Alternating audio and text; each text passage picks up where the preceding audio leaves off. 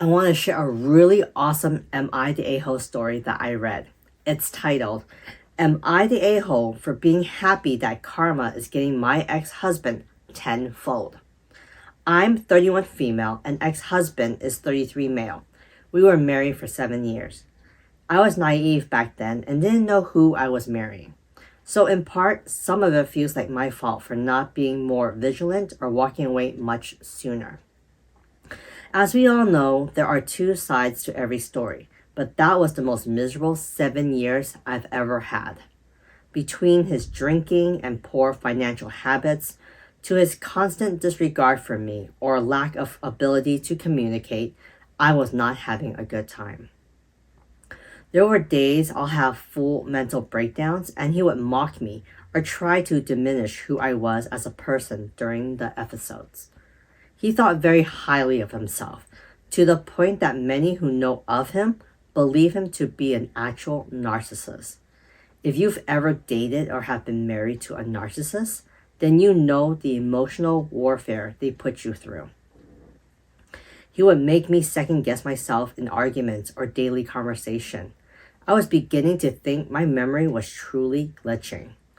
Whenever I attempt to bring up to him not to drink anymore, he would give me ultimatums about how much he should be allowed to drink or I could leave if I didn't like it. I could never discuss finances with him because it would always lead to a big fight. Eventually, I stopped bringing it up and we would be in constant financial crisis month to month, even though we both have decent paying jobs. I'll be in line to pay for groceries he knew I was going out for, check our bank account in the morning before heading out, and then by the time I get to the store to check out, my card was declining. Every week, our account would be negative in the hundreds. It was so bad he took out loans without my knowledge, opened credit cards, and would finance things without communicating with me. So between his drinking, vaping, buying food out all the time instead of taking leftovers I've made or lunch I've packed, loans, financing, and credit cards, we've never had money. He was very verbally abusive and would try different tactics on me. From talking to me like a child when I was becoming more and more upset, to pushing me into a corner despite asking to step away from the conversation for a bit, to blowing up on me or being tactfully calm after he pushed me so far that I end up blowing up. It was exhausting to try to talk to him about anything because I never knew what was going to happen. Don't get me started about intimacy. He was not a nice or loving person when it came to sex. He was very corrosive, and pushy for years and years. Despite me sharing with him numerous times that I struggle with intimacy due to prior horrible experiences, the more he would push me or make me feel bad, the harder it was to get aroused. I started feeling like something was wrong with me. Whenever I'll be alone, I cry and ask myself why I can't be like other women. I was attracted to him, but it was hard for me. He would take it personal or say things like husbands and wives need to be intimate or it's not going to work out. There was hardly ever any foreplay for me or warming up leading into sex. Sometimes I would let him do what he wanted so I could be left alone afterwards. It never felt loving or comfortable. He would berate me for going to friends or family for advice. It angered him to no end for me to seek out help from people who cared about me. Say things like, all you do is talk crap about me. You are always the victim. Run away and tell everyone our business because that's what you do best. I couldn't talk to anyone other than him about our business in his eyes, or else I was defying him or making him look bad. Eventually, it led up to our 7-year mark where I asked for some time apart after he stopped trying at his job and went into a depressive period. He wanted me to be there for him, but he was so much worse than before. So truthfully, I didn't know how to keep supporting that anymore. I wanted out. When I approached him for the separation, he was sad but supportive at first. Then one morning, he completely flipped out on me as we were getting ready for work and demanded a divorce instead. He did not want to try to reconcile later or do anything to attempt to get back together after some time had passed because he said that he didn't trust me. He made allegations that it's so I can go sleep with whoever I wanted to and then come back when I'm done.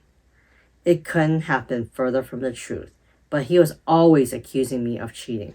Of course, I cried and had to go to work like that at the time, only sharing one vehicle I paid for because he destroyed our second car. So I had to ride an uncomfortable and emotional 40 minutes to work with him, trying to manage my emotions throughout the day. It was not fun. But like everything else, I kept going. The weeks that led up to me moving out, paying all of the last month's bill in our home so he wouldn't have to, etc. It was a nightmare. He would go from regretting me leaving to threatening me, cussing me out late at night over the phone to being calm/forgiving again. Soon, he revealed that a coworker he was friends with had slept together while we were still married, and it was someone I had already been concerned about, considering how close they've become over 3 years. Confiding in her about details of our marriage, coming to her constant defense, being strongly supportive and caring towards her.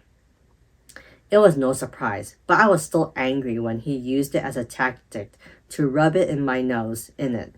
Mind you, this is when our divorce hadn't been finalized and I had only moved out of our house a few weeks prior, leaving him with just about everything but my own car. Their relationship didn't work out. Shocking, I know. Which led to him trying to come back months later.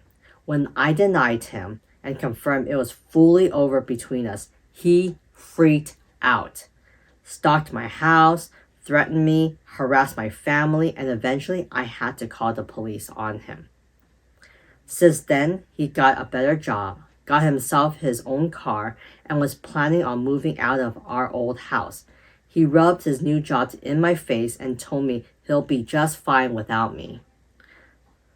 Lately, I've heard that he got his car repossessed, got evicted from our old house before he could move, lost his fancy job, and now lives with roommates somewhere I'm not aware of. On top of that, Aaron's, a furniture financing store, called me the other day as for some reason I'm on file as one of his contacts with them. Trying to contact him before they take him to court for theft due to him not paying them a cent and moving without telling them. After all he put me through, I laughed myself silly. But on the smallest part of my conscience, I still feel bad for him, because this was someone I loved and spent many years with, though he did me the biggest favor I could have ever asked for by telling me he wanted that divorce. Thank God. Now, that was such a roller coaster of a story.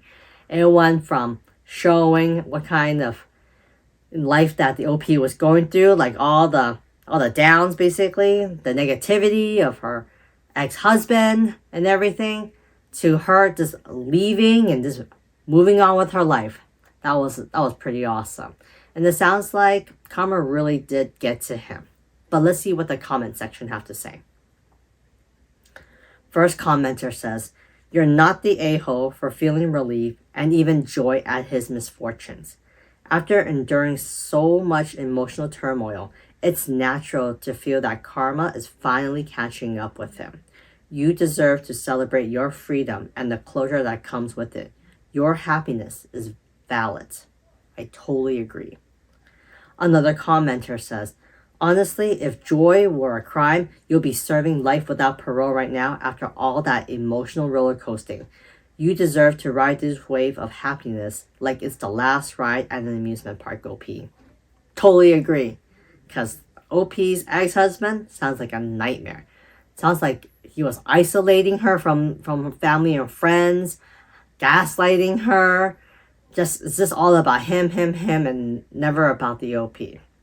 He deserves what he got. Another commenter says, "Not the a-hole. For what it's worth, I'm also happy that he's getting what's coming to him. As long as you're not obsessing over it or letting it interfere with your life in an unhealthy way, feel free to take some joy back from the years of joy he stole from you. My abusive ex went to prison, so I won't hesitate to admit that I also laughed myself silly when I found out. Yep, agree. One final commenter says, "You didn't love him. You love who he fooled you into believing he was. He was never that loving person. It was a mask, and after he had you, he took off the mask. What he did was deliberate and calculated for his amusement and gain. Stop feeling any guilt, please. Not the a-hole." I completely agree. Because who in their right mind would truly marry someone who would verbally abuse them on a constant basis, gaslight them, and make them feel so small and make them think that they're going crazy? Who would honestly do that?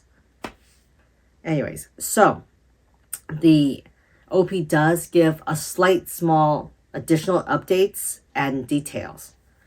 She wrote, I have gone a lot of, It says, I have since gotten an incredible job. I have a new car and I live on my own. For years, he made me feel like I could never do it, that I wouldn't be able to stand on my own 2 feet without him or be independent. I was wrong for believing him back then, and he was wrong for underestimating me. Good for you, OP. You did an awesome job. You just proved to him that you don't need him, that you are doing just fine without him. In fact, you're doing so much better than him.